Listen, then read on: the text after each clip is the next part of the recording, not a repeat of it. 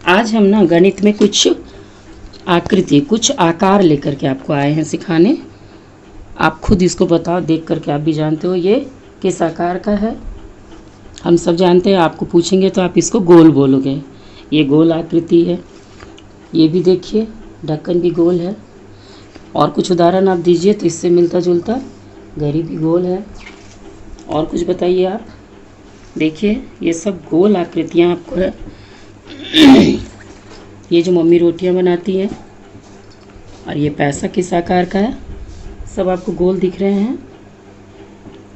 ये मेडल, ये बैच, ये ढक्कन, ये सारी आकृतियां गोल हैं। इस आकृति को आप याद रखो। अब हम दूसरी चीज़ देख रहे हैं। इसके बाद हम आपको दूसरी आकृति दिखाते हैं। आप बताइए ये किस आकार का है। इसको आप चौकोर बोलोगे। ये डब्बा भी चौकोर है। ये एक छोटा सा लेबल चौकोर है, देखिए। फिर ये डब्बा चौकोर है। ये ढक्कन भी चौकोर है। इस तरह ये एक दूसरा शेप हुआ, दूसरी आकृति हुई, दूसरे प्रकार की आकृति हुई। आप ये सब अपने घर में देखते हो। एक तीसरे प्रकार की आकृति, आप इसे बताओ ये क्या है। ये 3 कोने वाला एक आकृति है, ठीक है। अब आप देखोगे ये रुमाल भले चौकोर है, लेकिन हम इसको जब ऐसे मोड़ते हैं तो ये देखिए 3 कोनों वाला बन जाता है। फिर एक बार मोड़ेंगे, फिर यहाँ पे 3 कोने इसके बनते हैं कि यहाँ एक, यहाँ एक, यहाँ। तो ये एक नई आकृति हो गई। इसको एक बार और मोड़ते हैं, फिर वैसे ही 3 कोने वाला ये एक और आकृति बन वैसे ही एक और आकृति बन जाती है। तो ये 3 कोनों वाली आकृति हुई। एक दूसरी आकृति, ऐसा आपने मंदिर के ऊपर लगा झंडा भी देखा होगा जो त्रिकोण होता है। ये जो आकृति है 3 कोनों वाली। इस तरह हमने 3 आकृतियाँ देखी। अब आप इसको देखो, इधर कुछ आकृतियाँ हैं। ये थोड़े दूसरे प्रकार की है। मोबाइल देखिए आप अपने घर में मोबाइल देखे होंगे। इसकी ये और ये लंबाई लंबी होती है, ये थोड़ी छोटी होती है। ये दोनों बराबर, ये दोनों बराबर। ये डब्बा भी छोटा है लेकिन वैसे ही है। इधर और इधर बराबर लंबाई है, इधर दोनों तरफ छोटी। आप इरेज़र यूज़ करते हो रबर, वो देखिए वो भी वैसे ही है। इधर और इधर लंबाई है और इधर कम है। ये एक कार्ड है, आपने रुपया देखा होगा, उसकी भी आकृति ऐसी है। ऊपर और नीचे लंबी है, साइड में दोनों थोड़ी सी कम है। ये सब एक अलग टाइप की आकृति हुई। यहाँ भी देखिए ये कार्ड, ये डायरी है, इसकी भी आकृति आप देखिए। ये और ये लंबाई बराबर है और इधर वाली थोड़ी कम है, जो दोनों बराबर है। इस तरह से आप इतनी सारी चीज़ें अपने घर के आसपास ज़रूर देखते होंगे, घर में देखते होंगे। हमने आपको 4 प्रकार की आकृतियाँ दिखाई। ये सब चीज़ों के बारे में हम लोग सब जानते हैं, हमने इससे देखा है। अब हम आपको इसी के आधार पर, जो पहले हमने देखा था ये पैसा या घड़ी या मम्मी की रोटी, वो गोल आकार आकृति की थी। इस गोल आकृति को हम लोग वृत्त बोलते हैं। ये गणित में इसे वृत्त कहा जाता है। वृत्त यानी इंग्लिश में सर्कल। दूसरी आकृति जो हमने आपको दिखाई थी स्क्वायर, यानी कि ये चौकोर, ये चौकोर आकृति, इसे वर्ग कहते हैं। जिसके 4 कोण तो होते ही हैं। 4 कोण होते हैं, देखिए 1 2 3 4, 1 2 3 4।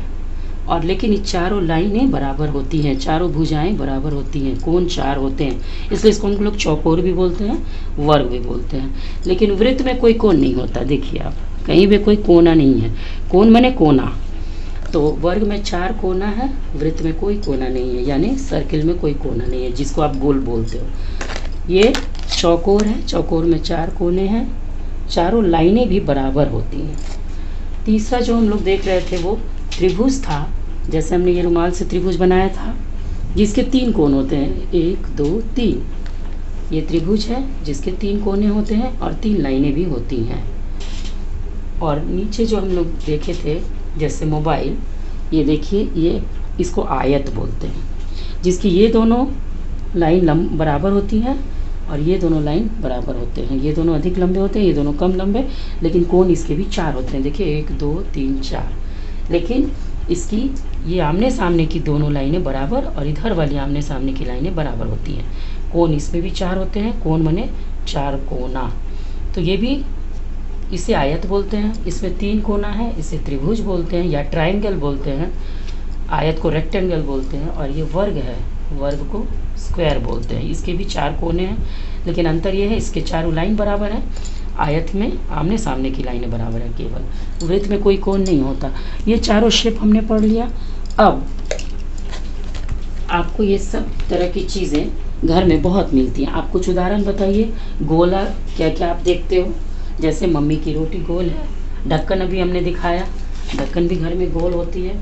सिक्का या पैसा जो हमने अभी देखा, या घड़ी, वो भी गोल है।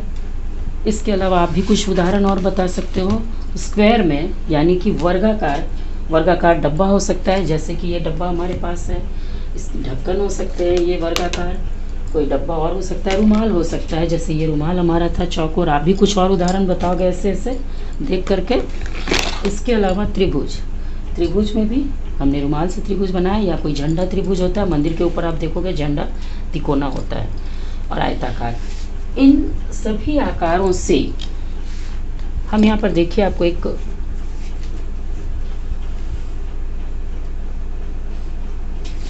इन आकारों से मैं आपको एक घर बनाकर दिखाती हूँ, और आप भी कुछ और उदाहरण बताओगे या लिखोगे। ये है वर्ग, ये वाला हमने यहाँ वर्ग बनाया जिसके चारों लाइन बराबर हैं, चारों लाइन बराबर हैं। ये वर्ग बन गया इस तरह का। अब हम इसमें एक ऐसा आयत बनाएंगे जिसकी 2 ये वाली और आमने सामने की दोनों लाइन बराबर लंबी होगी, और ये ऊपर वाली छोटी होगी, ये ऊपर वाली और ये ऊपर नीचे वाली, ये दोनों बराबर हैं, ये दोनों बराबर। ये आयत हो गया। फिर यहाँ पे हमने एक छोटा सा वर्ग बनाया, छोटा सा वर्ग, यानी जिसकी चारों लाइन बराबर होंगी। देखो ये लाइन, ये लाइन, ये लाइन और ये बराबर है। इसको हमने ऐसे बराबर भागों में बांटा। आप देखो क्या बन रहा है वो। फिर यहाँ पे 4 वर्ग बन रहा है। आप देखो कि आपकी गणित की जो कॉपी है उसमें भी छोटे छोटे चेक्स हैं, ये छोटे छोटे वर्ग हैं। एक्चुअली वर्ग बन रहा है मतलब जिसकी चारों लाइनें बराबर है और 4 कोना हो। ये छोटे छोटे वर्ग ही बने हुए हैं आपकी गणित की कॉपी में भी। तो इतना बना लिया। अब हम यहाँ से इसके ऊपर